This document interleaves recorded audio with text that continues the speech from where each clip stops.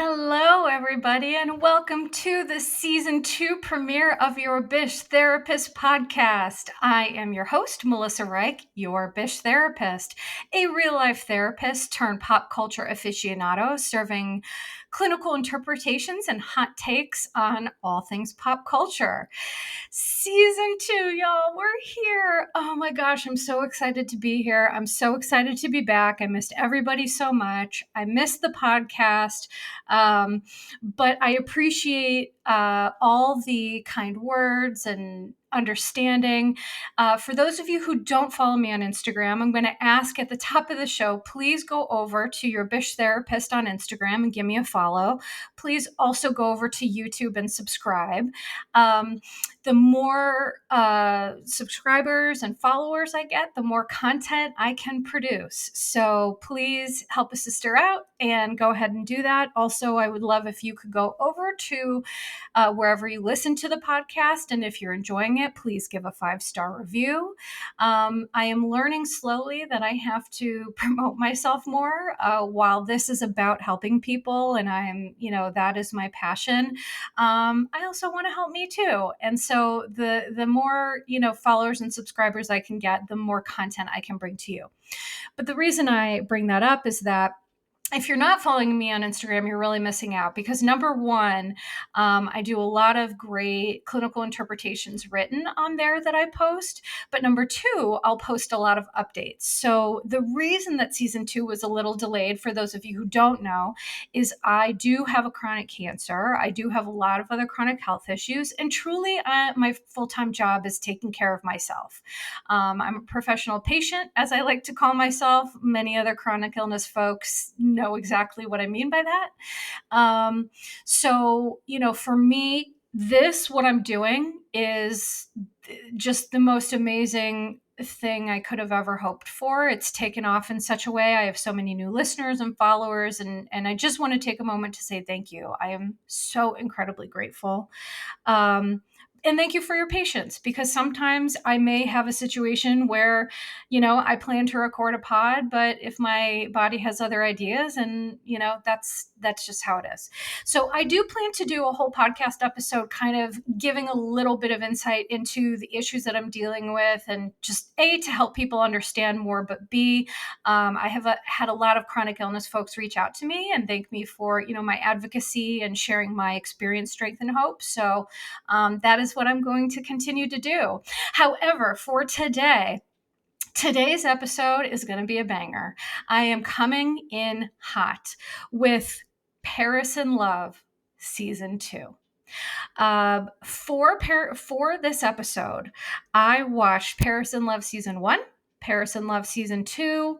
I watched a documentary on Netflix about, I think it's called Teenage Hell Camp, which kind of talks about some of these quote unquote therapeutic camps that kids like Paris get sent to. Because in the documentary, one of the things she is fiercely advocating for is for these camps to be done away with because they're awful. So I'm actually going to do a part 2 episode to this as well, where I talk more about the hell camp that Paris experienced, what that means. I actually worked. It was a good facility, but it was kind of a troubled teen industry type place. So I have a lot of insight and awareness. That was my first job out of school. So I do have a lot of insight and awareness into that. So today's first episode is going to cover Paris in Love, season 1 and 2. And I also went ahead and I got her memoir, because I think that, to be honest, if you don't know Paris really well, by the end of this episode, she's going to be your new icon. If you would have told me that, I don't stan anyone. And for people who don't know what that is, standing someone is just like a term for just like obsessively loving a celebrity. I tend to see all parts of people. And so whether you're a celebrity or not, I don't idealize celebrity. But after reading Paris's book and after watching Paris in Love, I can say that I am so intensely proud of Paris. She truly is an absolute icon. She saved her own life. She's being a cycle breaker. I just cannot love her anymore. So, which, I don't know that I ever thought I would have like really strong opinions about Paris. When I was growing up, she was, you know, having troubles as a teen and, in and out of a lot of different situations. And as an adult and as a therapist now, I can look back at all those, Simple Life and all of the things that I watched, and you can almost see her trauma now for me from this perspective. So my goal today is to truly be a voice for Paris, because she has her own voice and it's loud now and it's strong, and I'm so proud of her.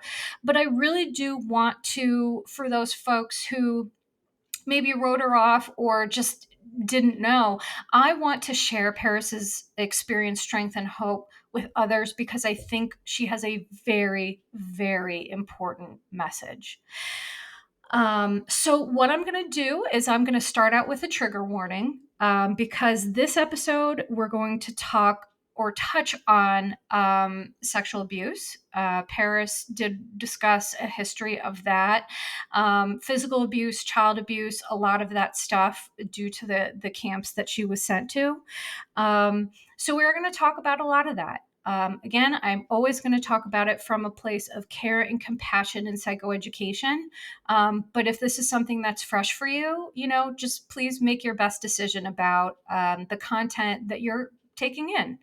So that is the trigger warning for this episode. And the other thing before I get into this that I'm just going to outline is that every episode for season 2, I hope to just be a little bit different. I would love to hear your thoughts and feedback and perspectives on things that you want to hear about.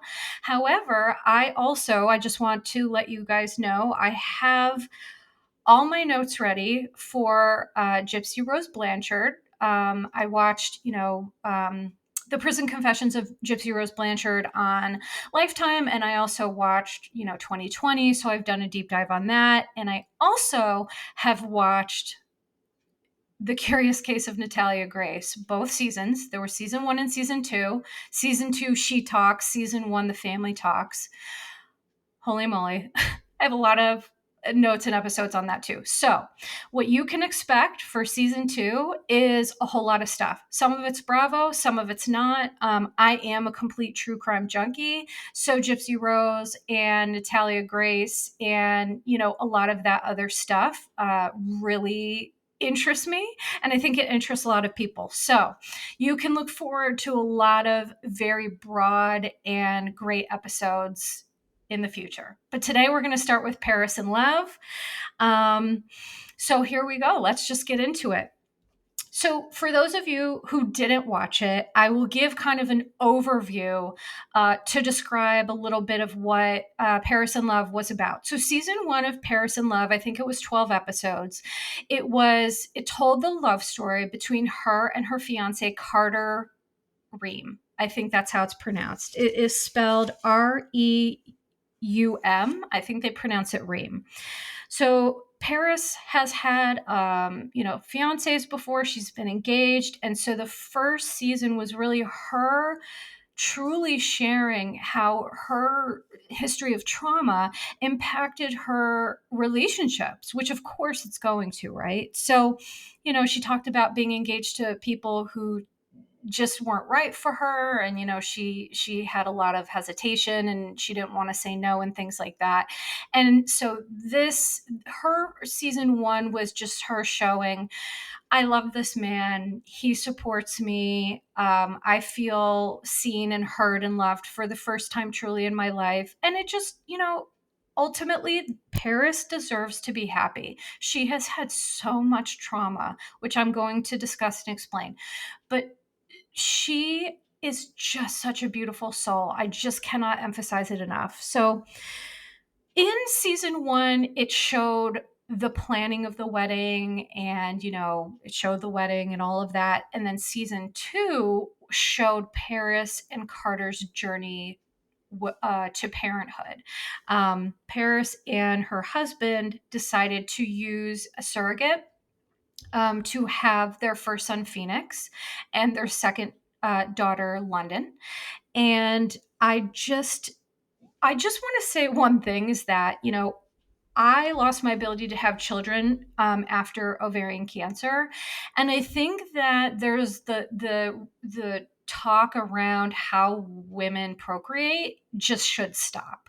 It There's no wrong way to bring a child into your family, and I just think we should stop talking about it and shaming and judging and all of these things. It's just gross, and to be honest, it's really hurtful. I've had things said to me. People knew that I wasn't able to have children, and I've been shamed and I've been judged. And it's just a crappy feeling. So if you don't want to do that to someone, you may be well intentioned. Just don't, I don't ever ask. I don't care if someone is crowning in front of me. I'm not going to mention their body or touch them or whatever. It's just, I think we just all need to be respectful about the process.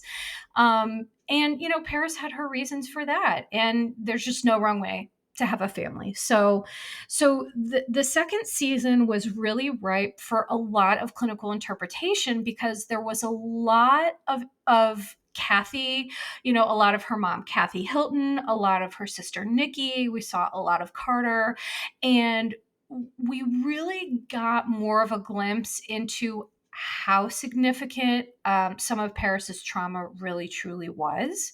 So I'm just here to kind of sing her praises, to talk a little bit about that. And, so I have a whole bunch of observations. So the first thing I'm going to say is, again, for people who didn't watch Paris in Love or people who did, I want to talk a little bit about Carter, who he is, because he's kind of a relatively unknown. I mean, now he's not because he's married to Paris Hilton. But so Carter is he made his money from he has a net worth, if you can trust online, he has a net worth of about 40 million from early investing in Ring, Rothy's, and Snapchat. His dad was CEO of Amstead Industries, which is one of the largest enterprises in the country, worth about $4 billion. So that is who Carter is. Paris Hilton, by the way, her net worth is about 300 million. So, she's a boss, like in every sense of the word. And I'm going to talk about her work ethic because it actually comes from trauma, in my opinion. And I think that's really interesting because people think that trauma behaviors are always negative, but sometimes a trauma behavior comes about that on the surface it looks really positive, but the reason, the why underneath it can be really damaging. So I'm going to talk about that. So Carter, the interesting thing about Carter that I'm going to say is Carter has a 9-year-old daughter with someone named Laura Belizzi. She's a reality star who appeared on a VH1 show called Secrets of Aspen. Apparently, she also dated Mel Gibson. Just like a random side note. And apparently Carter, well, not apparently. So Carter financially supports the child, but he has no relationship with the child.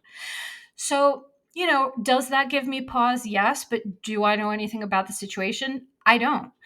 Perhaps that's how the mother wanted it. Perhaps, I can't speak about that specifically.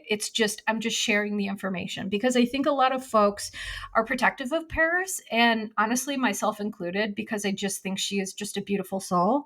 And no one wants her to get hurt. But, what I observed from Carter is that he and Kathy actually they share some really significant similarities. I think that both Kathy and Carter really like to have a lot of control over Paris. They like to exert a lot of control. Now, I think Carter does it because that's how he thinks he can best protect her or support her. But there is definitely another side to that coin that I've noticed. I feel that, Carter appears to attend to Paris's emotions or try to, but he has this, and this is really common in men. He has this kind of like toxic positivity / problem solver mindset. So stereotypically, straight cis men, when their female partner is struggling, they want to solve problems. They want to say, well, I'm your protector. I want to fix this. But the thing is that usurps your partner's ability to deal with it themselves. And that truly isn't always support. It's sometimes, people just need to be heard and validated and listened to. And just like that's enough. But sometimes men, they have good intentions, but they try to be fixers and problem solvers. And then, oh, excuse me, I just hit my thing. My bad. Um, so I think that he truly loves her, but he is not able to sit with her and just observe her pain. In fairness, this is a skill that is learned. And for men, I think this whole idea of chivalry and all of that, like needing to save their partner, there's a lot of societal messaging in that. So just a note, it's, if you're listening and you do that, okay, no shame or judgment. Just work on, all we can do is just work on being present, listening, validating. And listen, if our partner, here's a good phrase you could use, ask your partner, is this something you're looking for solutions, or is this, would it be best for me to just listen? What do you need from me? I think that's always like a great way to approach it, because we never want to accidentally give someone the message, that they're not capable of managing their own stuff. And Paris is beyond capable, despite the fact that I think Carter and lots of people kind of baby her. So, the one thing he does really well is he supports Paris. And he said something that just really stuck out to me. He said, for Paris, control means power. And he also said, I'm your teammate, and your best friend. So here's the thing. I'm giving Carter the benefit of the doubt because Paris has earned the right to make her choices. And so if she feels Carter is a great partner and, he's, to have the insight that he does, that for Paris, control means power, I think that's great. I think he loves her dearly, and, their son is beautiful. And, the one thing also I'm going to say while I'm on this topic, because it's really grossed me out, is the comments about their son's head. I'm not going to dignify it with saying exactly what people were saying, but there were some really disgusting comments that people made about Phoenix. And it's, I'm just speechless, because sometimes it's like humanity seems to like one up itself with terribleness, and I just don't understand it. Leave this child alone. Um, he's a beautiful child. There's nothing wrong with him. And I just feel the rhetoric around it has been so gross. So that's what I want to say about that. So the last thing that I'm going to say before moving on to Paris and Kathy is that I think that Carter and Kathy kind of have a competitive relationship for like who's going to be number one in Paris's life. And, that is a conflict that is super common after people get married, depending on the family dynamic. So I think that that's something that I'm also going to address. It's just really something that I noticed. So I'm going to start with a couple observations, really important ones about Paris from season 2. So the main thing that I want to talk a little bit about is her baby voice versus her normal voice. I think that for me in this show, it's the one most interesting like it when it happens, when it shifts, the baby voice versus the normal voice. Okay, when you see it shift on screen, it is like a lesson in trauma.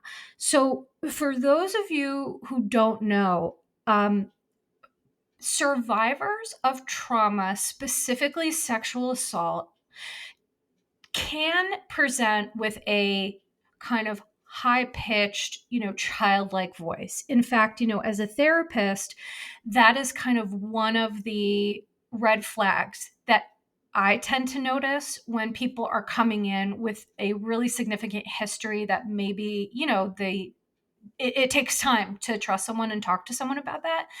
But there, in my practice, there has been experience and some correlation with that voice and unresolved trauma.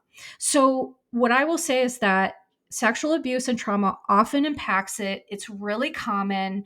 And when she slips in and out of the voice, there are no coincidences about where and when it happens. And it was truly like a tennis match for me watching this, because I was watching. So, for example, when Paris talks about her businesses, no baby voice. Why is that? Because she feels in control, in her power, and in her money, honey. She is working and she is protecting herself through building an empire where she can never be mistreated again. Okay. So when she talks in that confident way, it's her true voice. She goes back to the baby voice whenever she's around Kathy, number one. Number two, whenever she's feeling misunderstood or not heard, because, one of the fascinating things that I don't know if people caught this is that Kathy and Paris both acknowledged this baby voice, and Paris learned it from Kathy. Okay. So, really, what this baby voice is, it's a generational trauma of people having to make themselves really small and cute and tiny in order to try to get their needs met. And I think that goes for Kathy as well. So it's manipulative, but it comes from a place with Paris anyway of just trying to get a need met. So I just wanted, I just thought that people would find that interesting. Um, you know, One of the other major observations that I found is that most folks who have unresolved trauma, um, because let me be clear, Paris's trauma, I've been in the field for over 20 years, and the trauma that she was exposed to truly is some of the most egregious I've ever seen. And in part two, I'm going to talk specifically more about that because I just have so much in this episode. It's too much.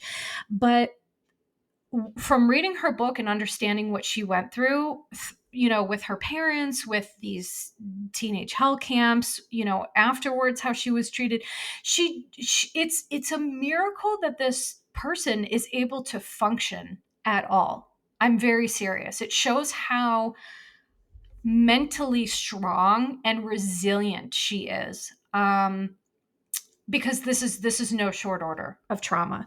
So because of the unresolved nature of the trauma, she, I believe, is emotionally immature, as all folks are who have unprocessed trauma, myself included. Before I processed all of my trauma, I definitely had emotional immaturity, and I'm a therapist. So, working through trauma has been the way for me to grow. And so will Paris. So the other thing I noticed that she uses sunglasses as her armor. Kathy uses lip gloss, truly, and I will discuss this. She uses lip gloss as armor, and Paris uses sunglasses. I think she uses them to feel safe. She uses them to feel protected, and I believe that's why she has a closet full of them. People who collect things and hold on to things, there's usually psychological reasons underneath when it gets to be like a huge collection. I mean, if you saw her sunglasses collection, I mean, it's bananas. There are so many. So to me, that really just showed that she feels like she needs those for her armor. And I believe, in my opinion, that will start to fall away once she starts to take her power back and really live in her truth. So one of the major things that kept coming up in the beginning that I was writing notes about is, Paris kept saying my schedule is out of control. And I kept thinking, but she's in control of that schedule. So that told me that there was probably a trauma response underneath it. And let me be very clear. I read my disclaimer at the end, but I am not here to diagnose Paris. I'm not here to say what she has, what she doesn't have. That is between her and her practitioner. But it is clear that she has had a significant amount of trauma and she's having trauma responses. So I'm using the term generally, just to be really super clear about that. So what I realized through watching season 2 is that Paris, because of the hell that she was sent to at these teenage camps, she views money as success, power, and protection. So truly, her work ethic is actually a trauma response. So people who work as a trauma response, the reason they do it is so that they don't have a second to think. Because when you have that much trauma, like, you're going to have really severe physiological, emotional reactions and triggers, like, all the time. And so I think that for her money, her work ethic is attached to her survival. So therefore, she's working to distract herself, to avoid feeling those really painful emotions. And the sad thing about that is when it comes from that place, it's not the healthiest approach. So I'm just hoping that through therapy, she will be able to see and understand that, to get a more balanced approach to life. Because listen, she's always going to work and be amazing. And she's so multifaceted and truly multi-talented. She has a great voice. She wrote a book with the help of a ghostwriter, but still, I mean, like, she's very accomplished and she's very smart. So I think that she deserves better, is my point, to have a better work-life balance. And so I hope that she's able to achieve that. One huge thing related to that I observed is that throughout pretty much season 1 and 2, we rarely saw Paris eat. And when she did, it was like, it was like McDonald's, or kind of like it felt very black and white. It felt very, either she wasn't eating anything or she was, going in and getting McDonald's, like $200 worth of food, and just like, whatever. So to me, usually trauma creates control issues, and food is one of the ways that those issues get acted out in real life. So a lot of trauma survivors, a lot of people with chronic or complex post-traumatic stress disorder, which I've always said that, sometimes the brain, your wires get crossed, and all of a sudden you see food as something that can be controlled. So I think also that unhealed and unresolved trauma, it can really decrease appetite. Severe anxiety related to unresolved trauma, it does. It creates a lack of appetite. So I think that I would love to see Paris truly meet her needs in the way that she deserves. Because the problem is that when we're children, and if we've suffered abuse and trauma and our needs haven't been met in certain ways, we subconsciously recreate those neglectful runways that we've suffered, essentially. So, if your parents were neglectful growing up, you may have internalized their voice and then self-neglect. So that's why I'm such a preacher for self-care, because Paris her needs were severely neglected, and she was abused, and she was all these things. But it's time for her to realize that now she's the adult, now she's in charge, and now she deserves better. And we all deserve better. So we deserve to nourish our bodies, to be good to our mind, body, and soul. So it's just a gentle reminder that you're not alone if that's something that you're struggling with. And unfortunately, the only way out is through. And the reason I say unfortunately is because I wish there was a better answer I had for people, but the answer for pain is pain. And I've said this in season 1, and it's true. We have to believe that we're strong enough to survive the journey.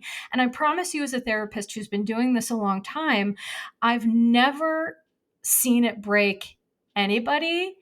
And in fact, I've seen it, with myself included, lead to open a door of beautiful, wonderful, amazing things. So please don't fear. You can do it. And, it's just, you just have to be ready. So, I hope Paris, through becoming, a parent and learning how, to love her child, through that, sometimes that's also healing for mothers. Being able to give your child something that you didn't have, there's also a lot of therapeutic benefit in that. So, one of the things in that same vein that I wanted to discuss is that mom guilt is very real. So, again, I don't have children. But I can speak about, I do love children. I love my niece and nephew. I've participated in raising them, and, I've done therapy with families. So I understand how it works. Mom guilt is triggered sometimes by toxic guilt and shame from the past. So having a child can trigger unresolved PTSD and emotions because, for example, if you see, let's say you were abused when you were 3, and then you have a child and you see how helpless and small they are at 3, it can trigger so much stuff for you because you realized what may have happened, right? And that's just a for instance. So Paris was able to avoid and deny, like, her and Kathy are avoidance champions. I've truly never seen any two people better at avoidance than them.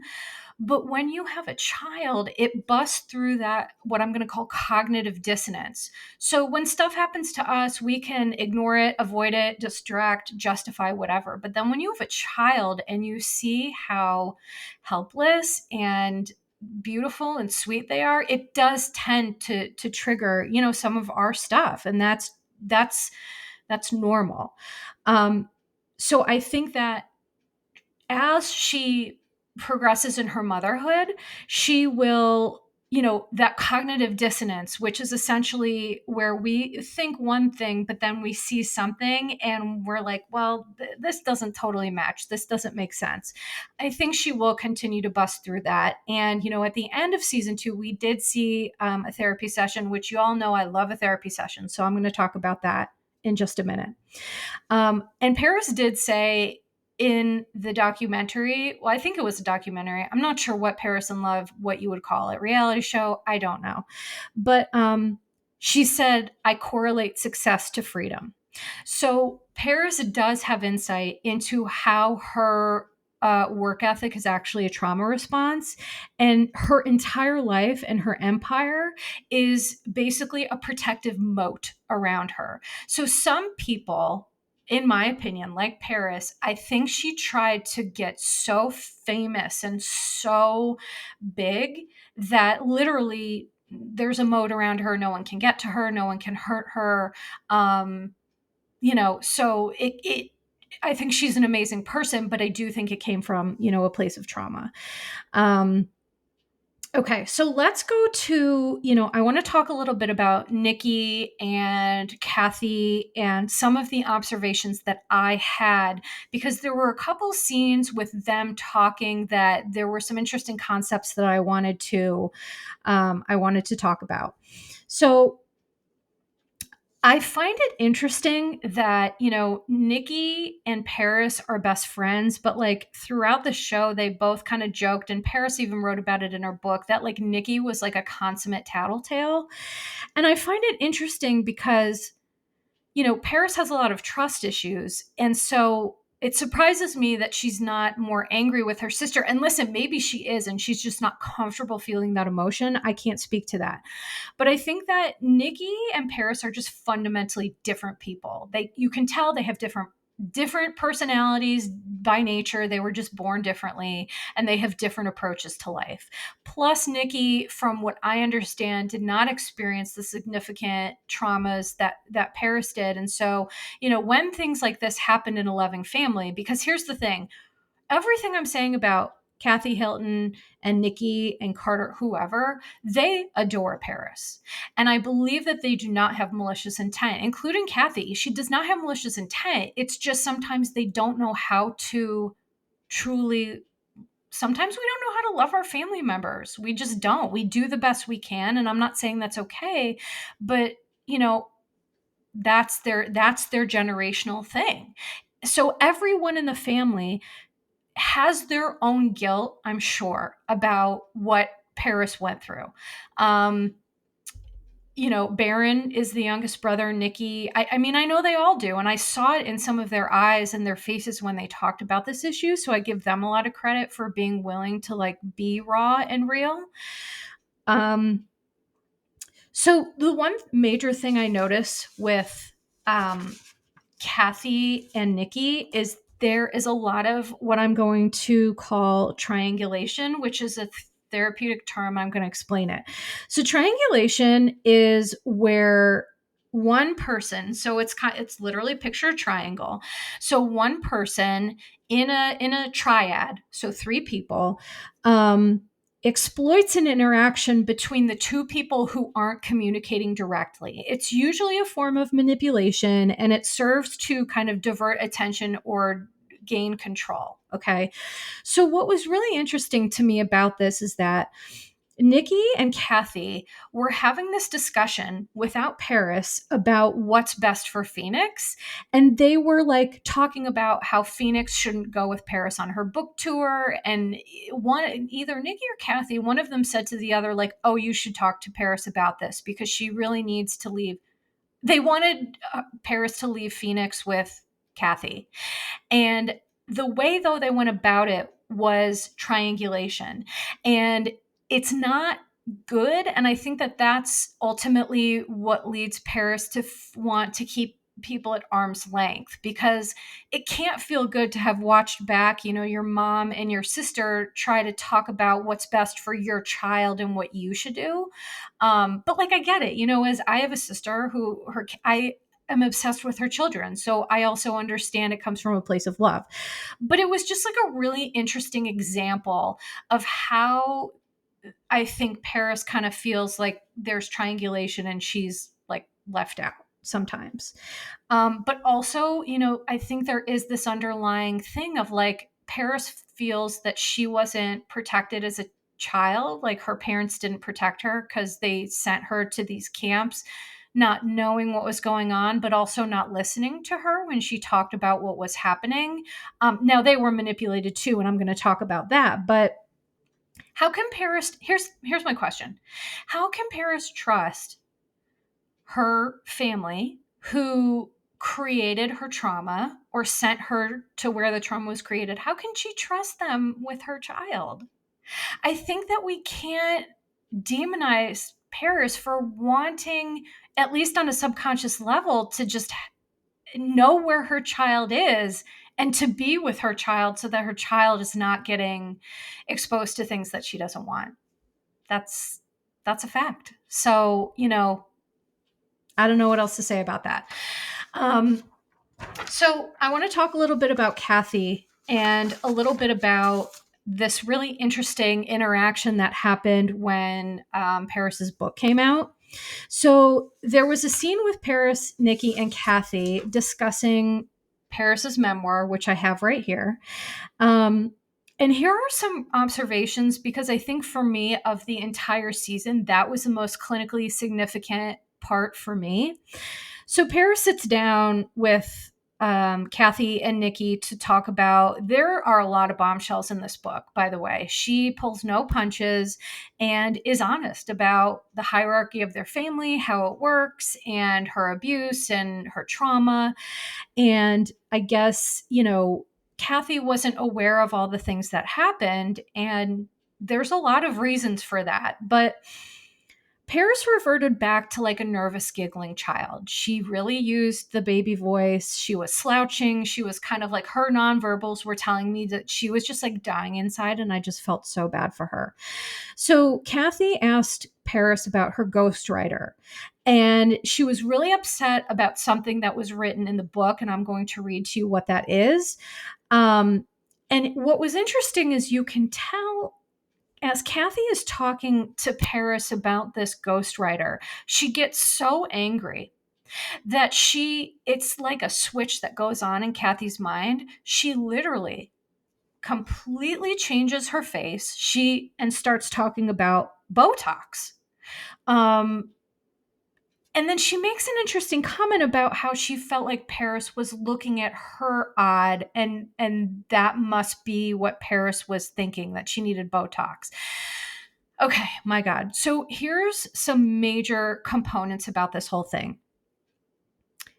Kathy, I believe, has had a lot of her own trauma. I've discussed this in podcasts before. There's a book called House of Hilton. That, by the way, is really hard to get. Gee, I wonder why. But there's a lot of information in this book that talks about, and Kyle Richards has even intimated that, big Kathy Hilton's mother, was a really volatile person, and Kathy was exposed to a lot of violence, a lot of trauma, a lot of stuff.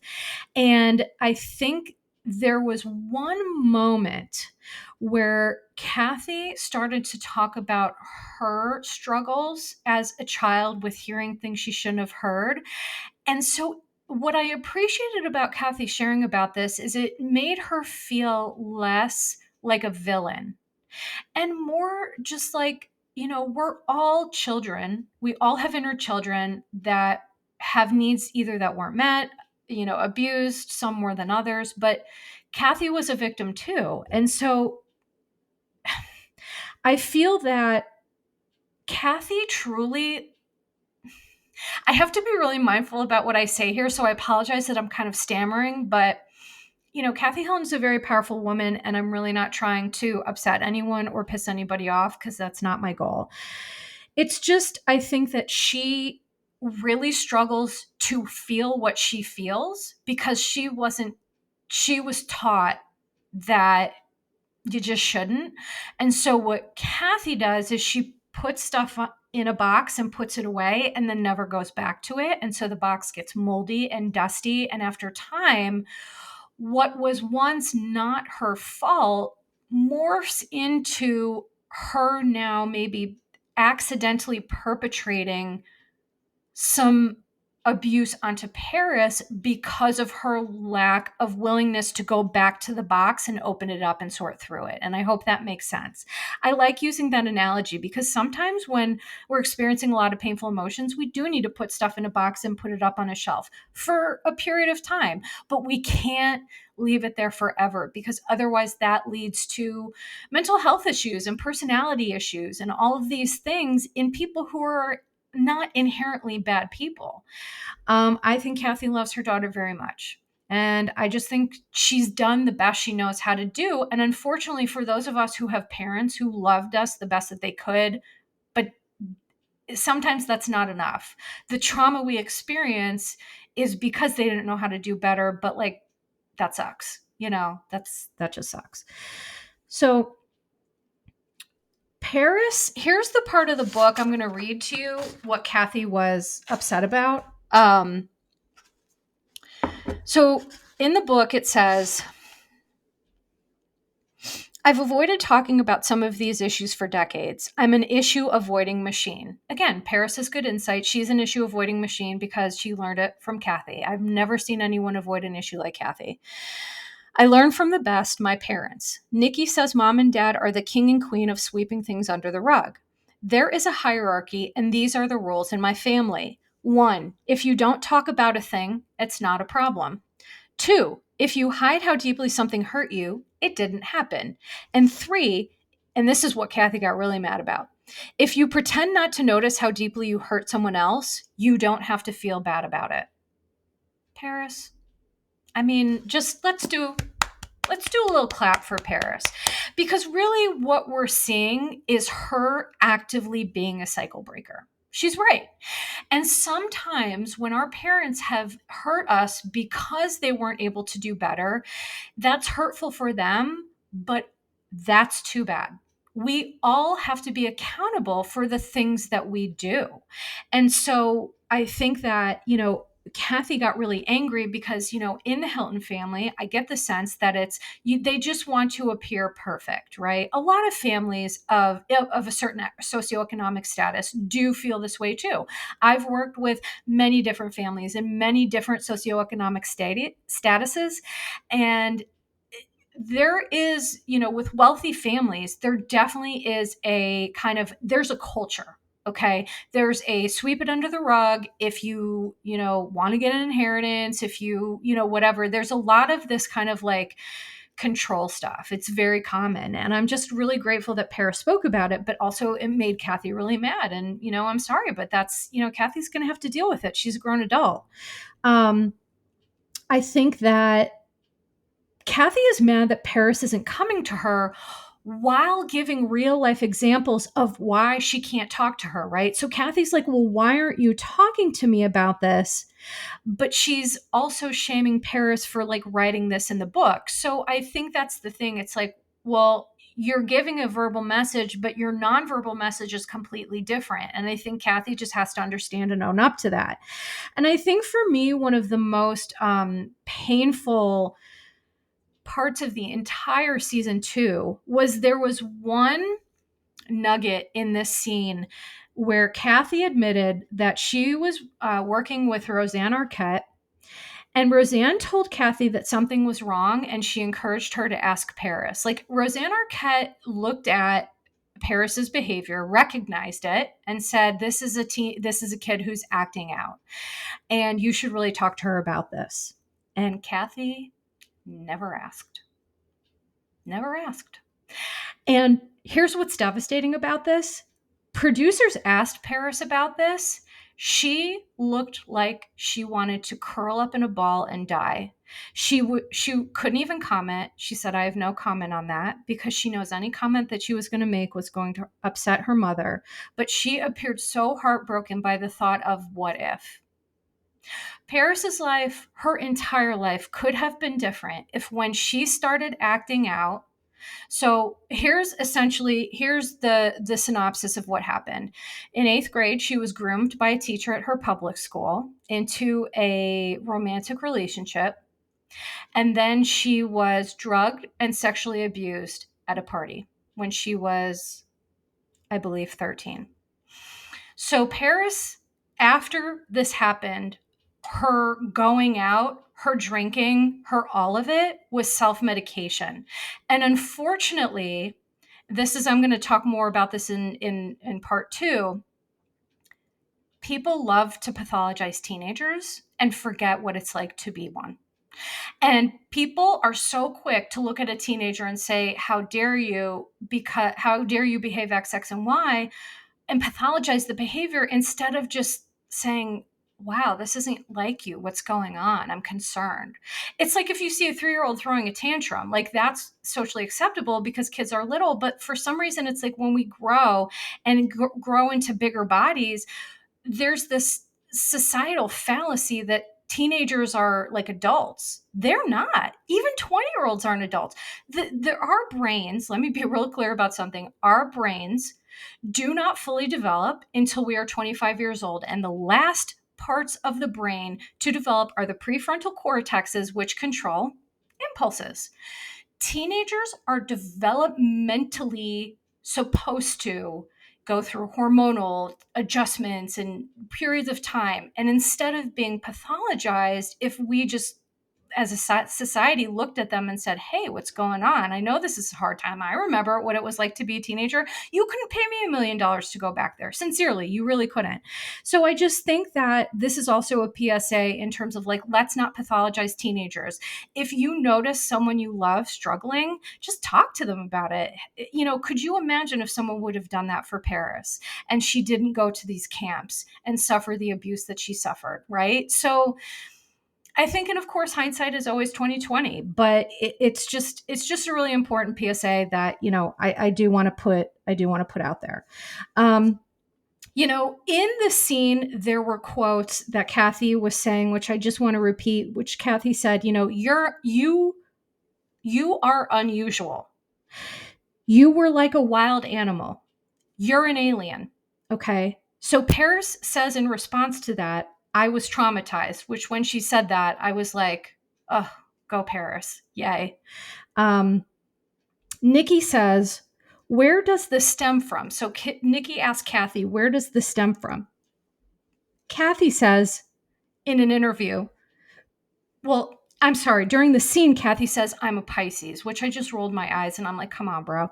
And then in an interview, she says, I'm in denial. It's been working so far. Maybe it works for me. And truly, that moment is when I really did develop a lot of empathy for Kathy, because isn't that so sad that she thinks that's the best solution? Like, she cannot see the forest for the trees and look at how much pain she's caused because she hasn't been able to feel her own pain. And so because she doesn't want to feel her own pain, she keeps projecting this stuff onto Paris. So Paris said, and I quote, I wish you could see past the ghostwriter to understand the depth of what I went through. Denial and avoidance is a hard habit to break. Oh, more claps for Paris. More claps. More claps. Kathy said that Paris signed up for this, but not everybody else did. And that's when Paris said she cares more about other people's opinions than my feelings. And that's a fact. And so unfortunately, there's some folks are concerned more about their image than have they actually hurt somebody that they love. And I understand that that's a hard pill to swallow, but Paris is right. And Kathy, it would behoove Kathy to really, Paris has a lot of wisdom, and it would behoove Kathy to maybe take her lead with some stuff. And towards the end, it seems like she did. So I'm going to talk about the scene with Paris and her mom, having group or therapy. Also, one thing before I move on to that, episode 7 featured Paris going to Washington, D.C. to speak at an event to stop institutional child abuse so she literally is working with congressmen to invoke the Stop Institutional Child Abuse Act. And she is the voice of railing against this troubled teen industry. And I swear to God, I have goosebumps right now talking about it. I just feel so proud of Paris. The emotional strength and fortitude that takes is unreal, especially because, you see Kathy actively avoiding, Carter talking about how Paris feels and Kathy commenting about how pale she is. She just cannot directly address feelings. And again, Kathy deserves better than that. So I hope for her, she really is able to work on that. And with the work Paris has been doing, I'm going to talk more about that in next week's episode.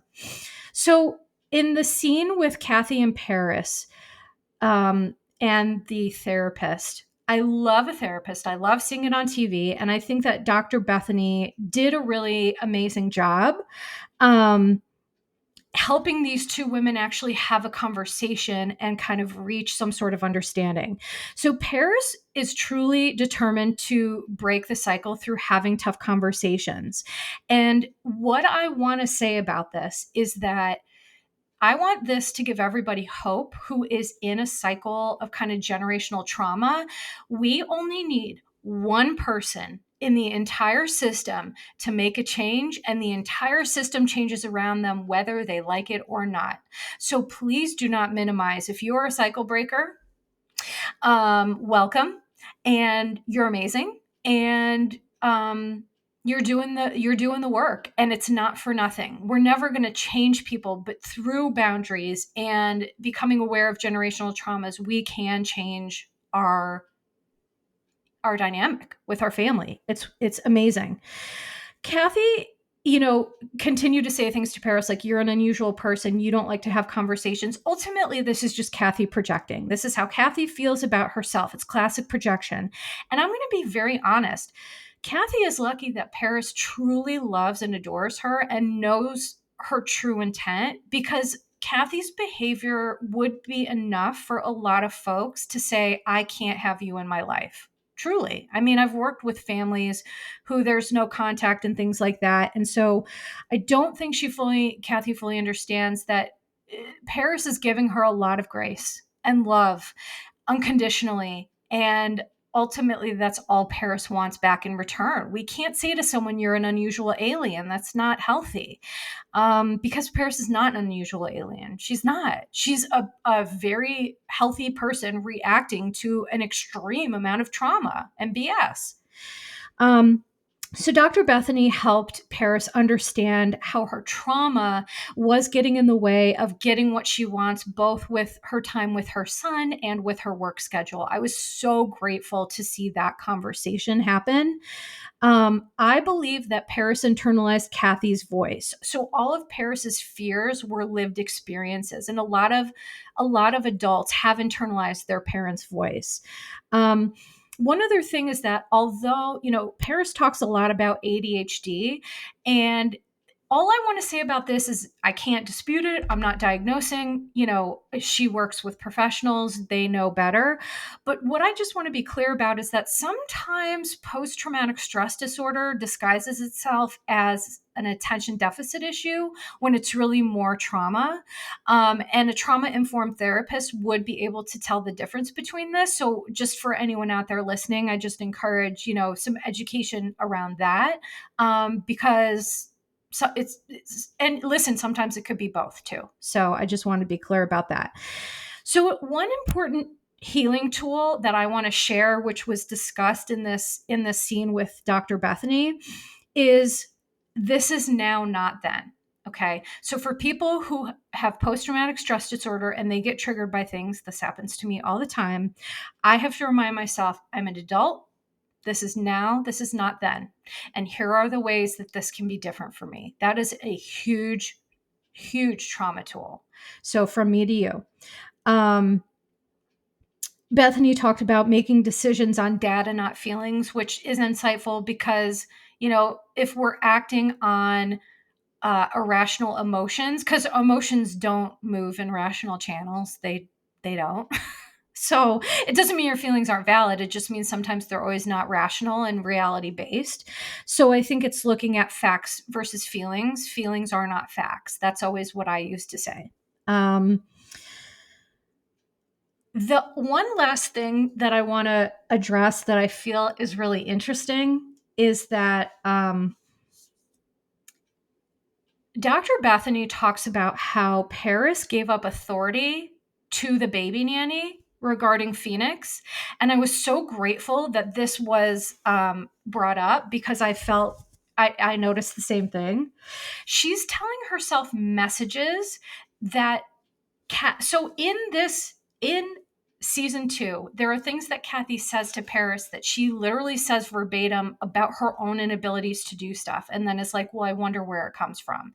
So it's an internalized voice. She's been given the message that she's an alien, that she's unusual, that she was wild animal, that she was acting out, instead of you were in pain and you were behaving like a human. So from that comes this sense of, I can't take care of my own child. Right? Because if we don't think that we can take care of ourselves, how on earth do we have any competence in our ability to raise a child? And so, unfortunately, it's all gaslighting, because Paris is one of the most competent individuals, I swear to you, that I've ever come across. She needs to start believing it. Okay. And all in all, I just appreciated that session to discuss the generational trauma. And I do appreciate Kathy getting on board. Because it really comes from a place of her own pain. So one of the last thing I'll say is one of the quotes that Kathy said, I love my mother more than anything. I don't think it's right to have a child overhear drama. I heard things that broke my heart and I would cry. My stepfather loved me like his own. I didn't like the way mom spoke freely with her friends about me negatively. It made me unhappy. So essentially, Kathy mirrored her own trauma with Paris, because there was one thing that was wild to me that Paris said, is that Kathy experienced the same things that Paris experienced Kathy doing to her. Paris said she found Kathy and her sisters, so I'm going to guess it was Kyle and Kim, those are the only sisters she has, reading Paris's diary out loud and making jokes about it. So which completely blew my mind. I mean, it wasn't surprising, but here is an example, right, of Kathy is admitting, which I loved because it shows her humanity. It shows her as a person of here is why I am the way I am. And I never wanted that for you, but because I didn't deal with my stuff, it impacted you anyway. So the take home message here is if we don't deal with our trauma, it deals with us. And we hurt people unintentionally because we're swinging around a boulder of trauma, pretending it's not there. But meanwhile, people are getting run over. Okay. So that's kind of for me what this comes down to. I give them all a ton of credit, a ton of love, a ton of support. And to me, there is nobody or no family, no situation that is beyond repair. If we want to do different and we get some help around it, and that help can look different, there is always hope. So that's going to be the end of this podcast for me. Season 2, episode 1 in the books. I hope you enjoyed this episode. Please, as I mentioned, go over to my Instagram, Your Bish Therapist. Follow me there. Please go to my YouTube, subscribe there.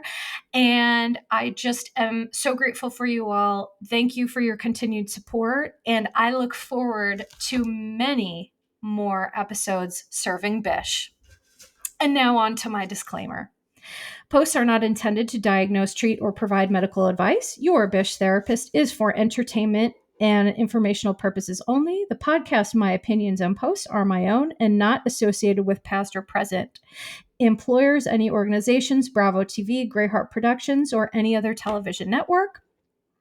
The information in YBT podcast and on its social media is provided for general informational purposes only and is not intended to diagnose or treat. Please do not act or refrain from acting based on anything you read, see, or hear on YBT. I'm sorry, I lost my place. On YBT podcast or associated social media. Communicating with YBT email and or social media does not form a therapeutic alliance. Melissa, operator of YBT, is unable to provide any therapeutic advice, treatment, or feedback. That's a long one. Thank you so much. Take care of yourselves and each other. Till next time.